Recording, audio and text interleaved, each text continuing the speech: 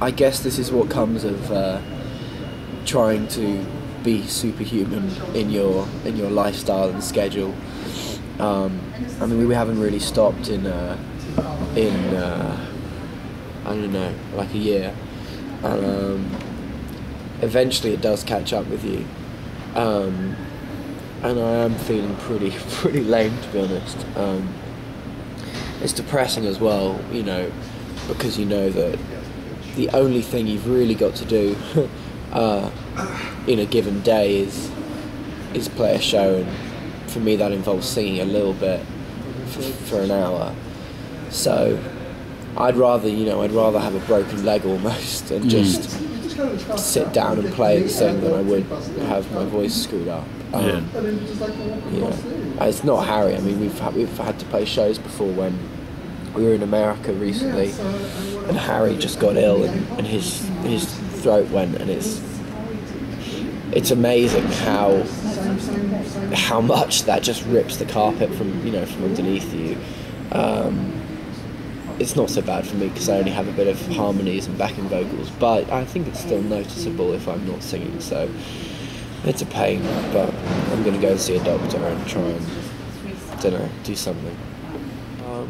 Well, we've been friends for a long time, over 10 years I think now. Jack and I have known each other since we were little kids. We all got instruments about the same time, and we just wanted to learn how to play kind of in each other's company rather than alone in our rooms. And that meant that after, I guess, a year of basic mastering of, a few simple things on our instruments and playing other people's songs, we started to get bored of that and think, let's try and write our own songs. So it means that, by the age of 15, even 14 maybe, we were actually beginning to explore, songwriting and the process that's involved in that. And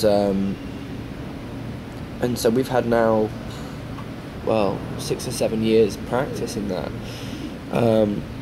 And even though the first, 3 years of playing like that were obviously questionable in the output, we didn't record anything. We were just doing it.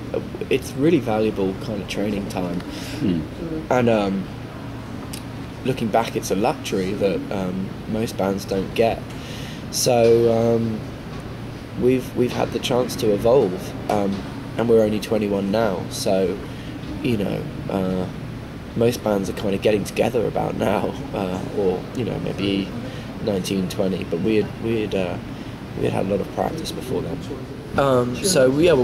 We played in lots of different bands, I guess, together. We kept changing our name and,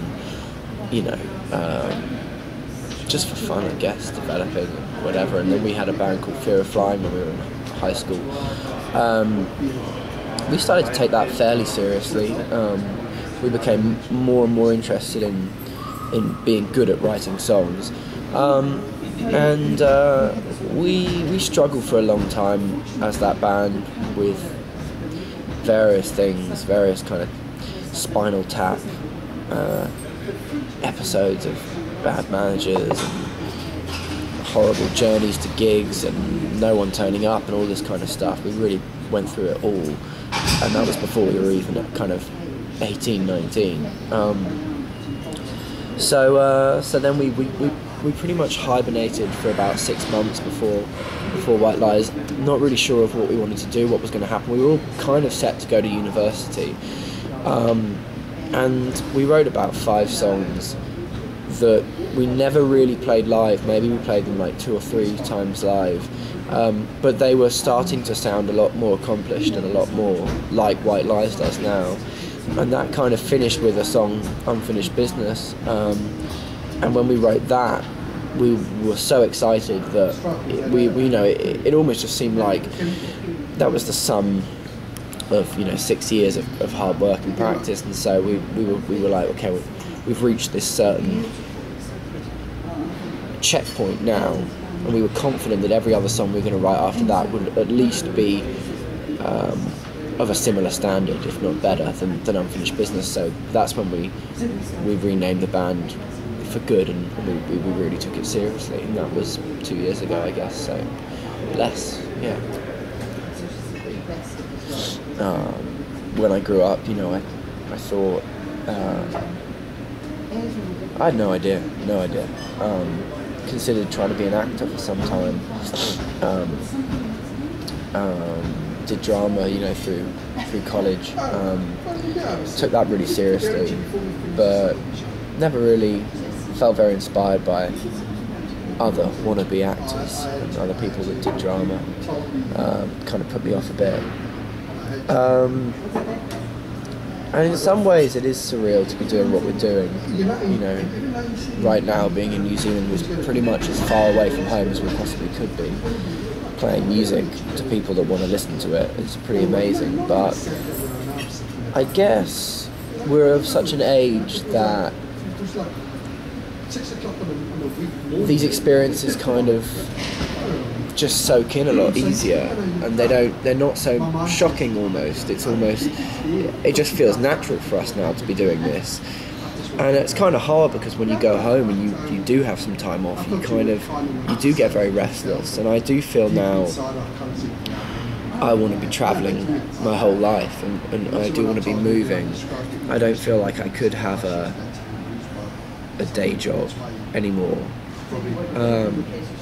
This lifestyle has made such an impression on me, and it's not all good at all. It's been a lot of hard work and struggling and painful travelling sometimes, but at the end of the day, when I talk to my old friends who are at university now, and even talk to adults that I know back at home, I just kind of think how lucky I am to have experienced what I have in the last couple of years in terms of travel. I think that's the best thing you can do with your life, really, is travel and see the world. I don't know why you wouldn't,